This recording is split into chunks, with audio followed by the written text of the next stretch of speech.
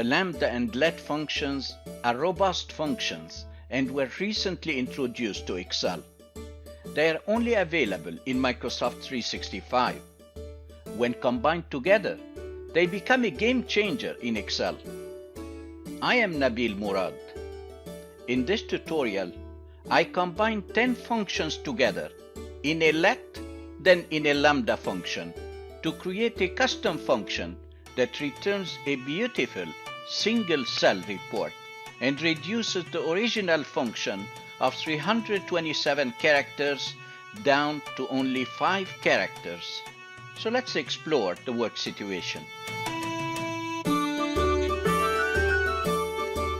In this worksheet, I have multiple tables. Each table represents a class. In each class, I have a list of student names, and I have their score in each one of the subjects they study. Subjects are different in each class. Also, the number of subjects is different, so we might have more, we might have less. The number of students in each class is different, and each table starts on a different row. I named the tables Finance, Marketing, Arts, and Admin, and what I would like to do is to be able to select a class from a drop list and select the top or bottom 4 or 5 records based upon the total score for the students in that class. So I'll go to the next worksheet where I have a drop list for the different classes. I'll start with the Finance class, and I'm going to use a custom function to extract the records. I want the top 4 scores for the Finance class, so I'll be typing equal records. This is a custom function. It appears in the IntelliSense list of Excel. It has a screen tip that says specify how many records to extract and the sort order, whether you want it descending or ascending. So I'll be selecting the function, I open bracket, and I'll be providing 2 arguments. How many records would you like to extract? And then I hit comma. Whether you want the top records or the bottom records, I'll start with the top records. I close the bracket and look at the magic. I was able to extract the top records from the Finance class. I can also change the class, so I select the Marketing class. I'll be selecting a class having more subjects, which means more columns. So if I select the Admin class, not a problem at all. I can change the number of students, so instead of top 4, I can select top 6. I can reverse the order, so instead of the top scores, I want the bottom scores. So if I select bottom, automatically everything updates. In this custom function, I combined 11 functions inside a let function and inside a lambda function. I gave a name to my custom function, and now it's available to use by the regular user without any complication. We have a lot to learn, so let's get started. Here is my start file. You can download the exercise file and follow along by clicking on the link below this video. In this worksheet, I have 4 tables, and I named the tables. So if I select a single cell in the first table, I click on the Table Design tab. The name of the table is Finance. The second table is named Marketing, and the third one is named Arts, and the last one is named Admin. As you can see, the number of records is different, students are different, the subjects are different, the number of subjects is different, we might have more or less, and finally, each table starts at a different row in the source worksheet. I go to the next worksheet, Records, where I'll be creating my project. In this worksheet, all what I did is that I created a drop list for the different tables. So I can select one of the 4 tables. I might have more. And then in cell D1, I have a dynamic label that reads bottom 4 scores from the Finance class. This is the selected class. And here is the number of records I want to extract. I can change it with a drop list, select a different number of records, and I can switch whether I want the top scores or the bottom scores by clicking on this drop list and change it. It feeds the cell below, and the cell below has an if function that looks at the cell above and returns either -1 or 1 depending on whether we want the top or bottom scores. I want to start creating a let function. What does the let function do? The let function enables me to create some variables and then assign a value to this variable. I can create as many variables as I want, and I'll be using these variable names in a calculation at the end of the let function. So it enables me to create one or more variable. I'll be creating 7 variables, and finally I'll be using these variables in extracting the top or bottom scores from any class, and I'll be specifying as well how many records I would like to extract. I want to start by explaining the concept and how to name the variables and what each variable will be returning. So I'll be selecting a cell in column J, and I start by typing equal let. I hit tab, and here at the screen tip of the let function, it says name 1, value 1. If I type more commas, here it says name 2, value 2, and so on. So I'm deleting the commas, and I want to start building my let function by creating 7 variables. These 7 variables are needed for feeding the calculation at the end of the let function. So let's see what these variables are. I'm expanding the formula bar, and I start by creating my first variable. I hit Alt-Enter. To improve the legibility of my let function, I'll be creating each variable on a separate line. So my first variable will be extracting all the records of the selected table in cell B4 without the column header, and I'm going to name it records. I type REC for the name of the variable, and then I type a comma. What's the value of this variable? The value of this variable is an indirect function, so I'll be typing indirect, and then I hit tab. I want the indirect of cell B4, and I lock it by hitting F4, and I close the bracket. So the first variable will be returning all the records of the selected table. Let me check. If I select this part, the value assigned to the variable, and then I hit F9, here are all the records of the table finance. Let me undo, Control Z, and then I type a comma, and I move to the next variable. I hit Alt-Enter. My next variable will be extracting the header row of that table, so I'll be calling it top. You can name it whatever you want.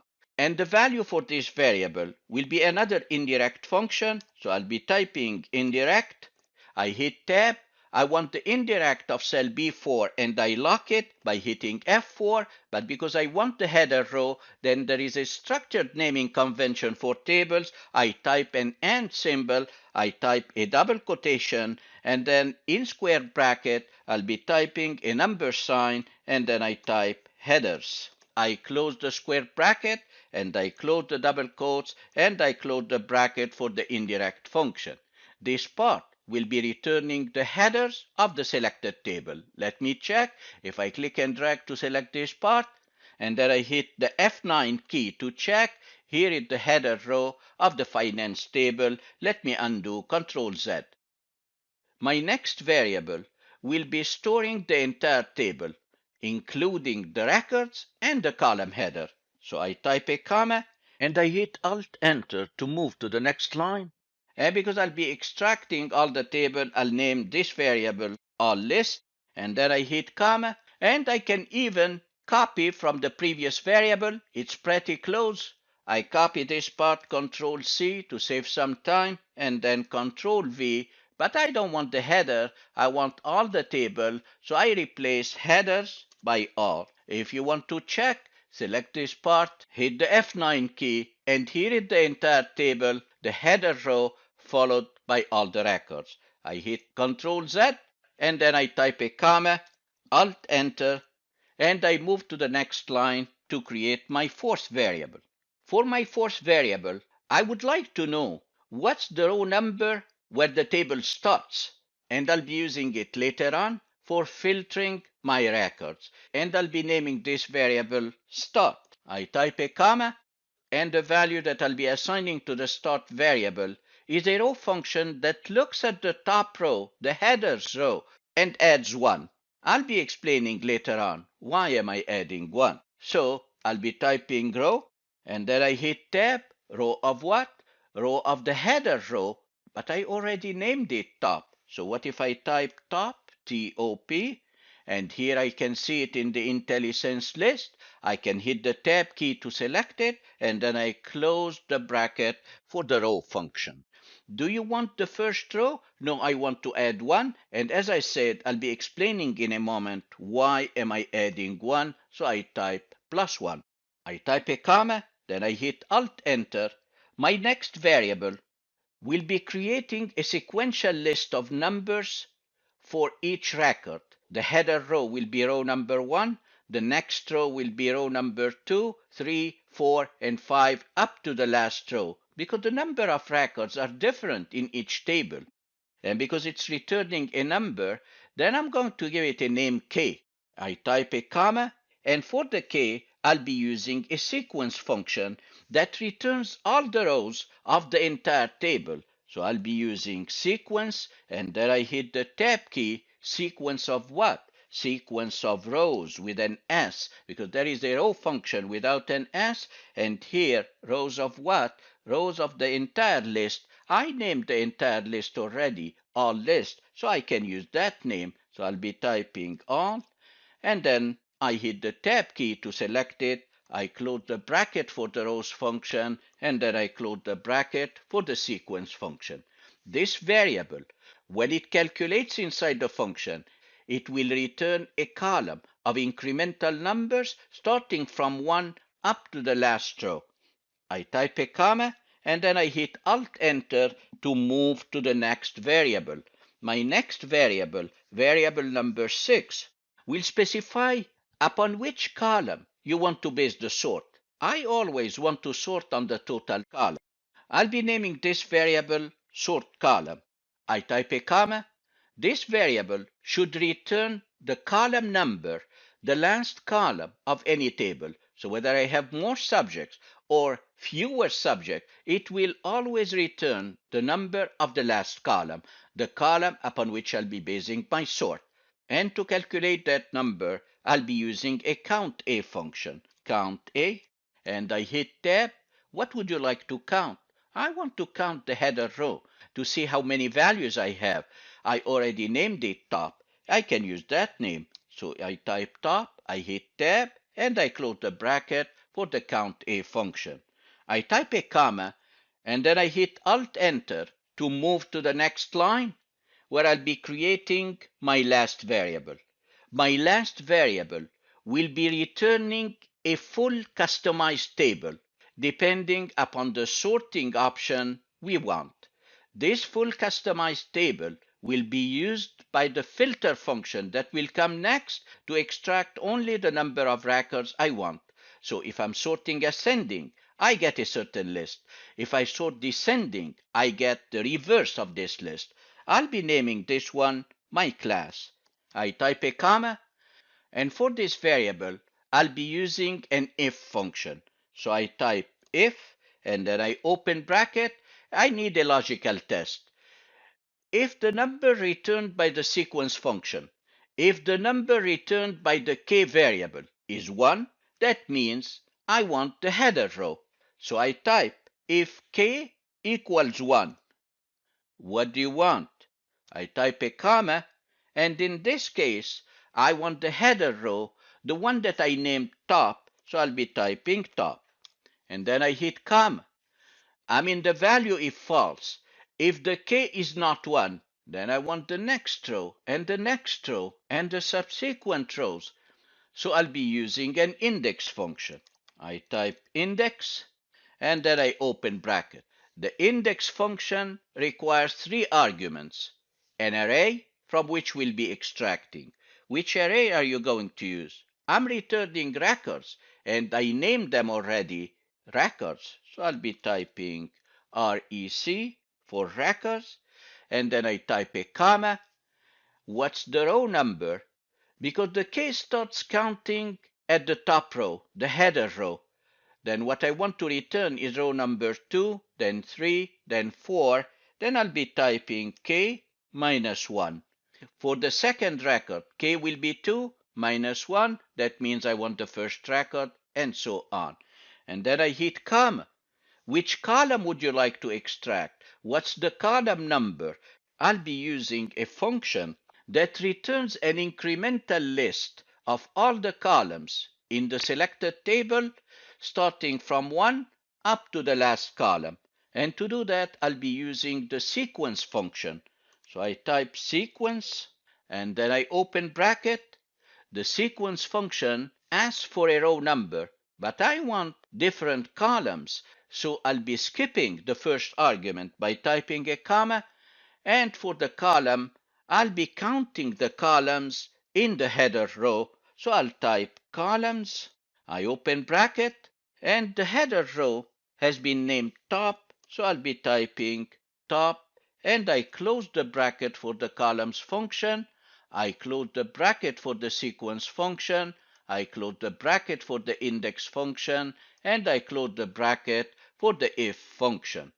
Note, up to this point, my class will be returning a list that looks exactly like the original table because I didn't apply a sort yet. Now I want to apply a sort. What would you like to sort? I want to sort the array of the index function, so I click before record and I type a sort function. So I type sort and then I open bracket. The sort function requires an array, which is the record. I click right after record and I type comma. What's your sorting index, which means which column will be sorted.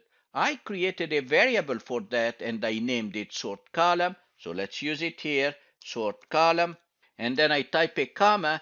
What's the sort order? For now, I'm going to hard code it and I'll make it ascending. I'll be typing 1, we'll change that later. So I type 1 and I close the bracket for the sort function. I finished creating the 7 variables inside the let function. Now let's click at the end and type a comma.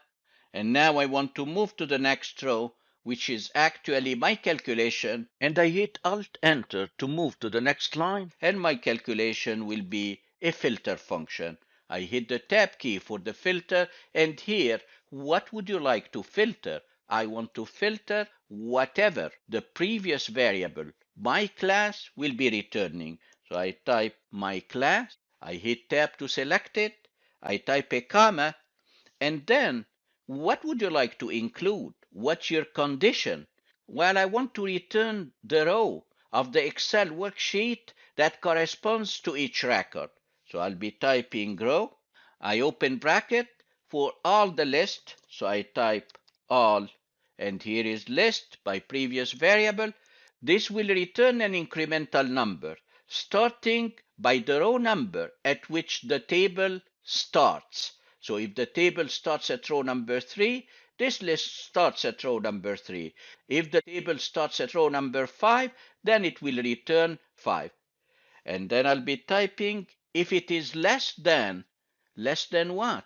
Less than the number of records I want to extract plus my variable, the start variable. Let's understand this part.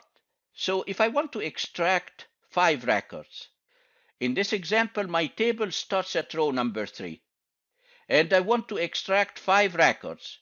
So I want to extract the record corresponding to row number 4, 5, 6, 7, 8. Then I want to extract the records that are less than row number 9. If I want to extract 4 records, that means I want to extract the records that are less than row number 8. The number of records I want to extract, let's make it 5. And then I want to add the start variable, which is the top row plus 1. The top row is row number 3 plus 1 equals 4. 4 plus the number of records 5 that I want to extract, that means I want to extract the records less than 9. So I type start and then I hit comma. I'm in the last argument of the filter function. If empty, what would you like to return? I want to return nothing, so I type double quote, and I close the bracket for the filter function, and I close the bracket for the let function. This is my let function. What happens if I hit enter? So if I hit enter at this point, I'm extracting 5 records from the finance table. These records are sorted ascendingly, which means what I see right now are the bottom scores. Let's edit this function. So I select the cell where I created my function, and then I put it in the edit mode, F2. I can expand a little bit my formula bar. What if I want to sort descending? Then in this case, I type -1. What if instead of 5 records, I want 4 records? Now if I hit enter, I'm getting 4 records sorted in a descending manner, which means starting from the top scores.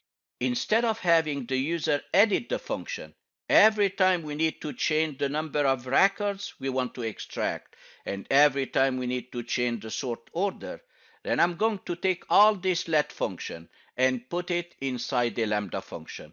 What does the lambda function do? The lambda function enables me to create variables. These variables will be provided by the user at runtime, and at the same time, the lambda function will enable me to create a custom function. So let's see how it works. I click before the let function, and then I hit Alt-Enter to move it to the next line, and I'll be typing lambda. I hit the tab key, and here the lambda function asks for a parameter or calculation. I can type some variable names. These variables will be provided by the user at runtime. So the two variables that we need are the number of records, how many records. So I'll be typing how many, and then I hit comma. What's the sort order you want? So I'll name the second variable sort order, and I type a comma. What's your calculation? My calculation is the entire let function that I created. Now I need to go to the let function, and instead of hard coding -1 for the sort order, I'll be using the variable that will be later provided by the user. So instead of 1 or -1 for the sorting order of the sort function, I'll use the name of the variable sort order. What about the number of records that we want to extract? Instead of hard coding 4, I'll be using the name of the variable how many. And I finished creating my lambda function. I click at the end and I close the bracket for my lambda function. If I hit enter at this point, well, the lambda function has two variables that were not provided, so I need to provide them right now in brackets. After the function, I open bracket, and let's say for the how many argument, let's say we want to extract 6, and then I hit comma. For the sort order argument, let's make it ascending, so I type 1 and I close the bracket. When I hit enter, I get 6 records in an ascending order. We don't want the user to create all this complicated function of 327 characters. We need to simplify it by saving it as a custom function. How do we do that? I select the cell having the function, and then I copy the entire lambda function. And I stop before the last opening bracket, the values of the variables. I copy this part, Control C, and then I hit escape, and I don't want this function anymore. I hit delete, I have it in memory. Now let's go and create our custom function. I can collapse the formula bar, the shortcut is Control Shift U, and then I want to create a defined name. I click on the formulas tab of the ribbon and click on define name. Alternatively, I can use the shortcut Control Alt F3. In the define name dialog box, I want to give a name to my variable, and I'm going to call it, let's say, Nabil. I can expand the box. In the refers to, I delete whatever I have, and I paste my lambda function. I will give a description to my function, and for this description, I want to guide the user what to do. So I'll say, select how many records you want to extract, and specify the sorting order. To make it easier for the user, I'll be typing in bracket 1 for ascending bottom scores, -1 for descending top scores. I close the bracket for the comment, and then I hit OK. And let's test. In cell D3, I'll be creating my custom function. Equal Nabil. I can see the custom function in the IntelliSense list, like the built-in functions of Excel. I can read the comment or the screen tip, select how many records to extract and specify the sorting order. So I hit tab to select the function. I open bracket, how many records. I'll be selecting from my drop list in cell B7. I type a comma. What's the sorting order? I'll be selecting -1, which is linked to the drop list in the cell above. -1 means descending. I close the bracket and I hit enter, and I was able to extract the top 4 scores from the finance class. What if I change the class? So if I select from the drop list instead of the finance class, I select the marketing class. Keep an eye on the conditional formatting that I have. These are records from the marketing class. What if I select from the admin class, which has more subjects? That means more columns. Not a problem. I select the admin class and I get the records. What if I want more or less than the number of records I specified? So if I select 6, everything is working fine. If I want the bottom score, then I change from the drop list and I get the bottom scores. In this project, we combine 10 functions inside a let and inside a lambda function. We created a custom function by using a define name in which we stored the lambda function, and we can use it as many times as we want. And the user will be providing just 2 arguments instead of building this entire complicated function. If you found value in this tutorial, give it a thumbs up and consider subscribing to my channel and ring the bell to be notified when new tutorials are released. The best is yet to come. Thanks for watching and see you next time.